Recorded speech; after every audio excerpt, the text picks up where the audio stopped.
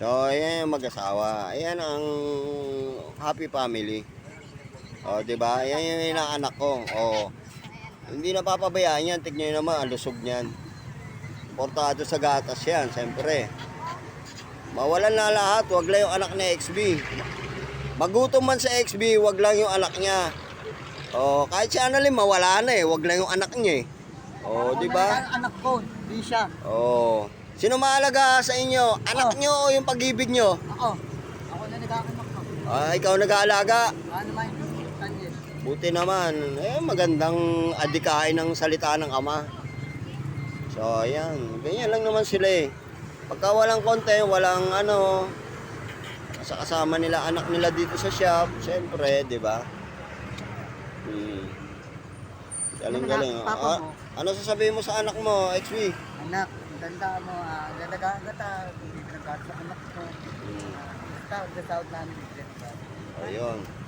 So, ikaw, Annalyn, anong pangarap mo sa anak mo? Tatlo. Sa trabaho. Para? So, bukod sa trabaho, ano pa? Buhay. Anong wish mo sa anak mo? Ha? Anong wish mo? Malapit na birthday pala na yan. Tapos na. O, anong wish mo sa birthday ng anak mo? Wala pa nga akong pera eh. So, huwag kang mag-alala sa pera. Gagawa tayo ng paraan para mapaghandaan natin yung anak niyo bukas, ha? Ito. So, kahit pa paano, birthday ng anak mo bukas, XB. So, kahit pa paano, nagbibigay si Papa Guys, Bong. supportan natin sa... Huwag ka muna maingay, daldal mo eh. Na. So, pasensya na kayo kay XB, talagang ganyan. Paghahandaan natin kahit pa paano. So, yun. 1 year na po yung anak nila bukas.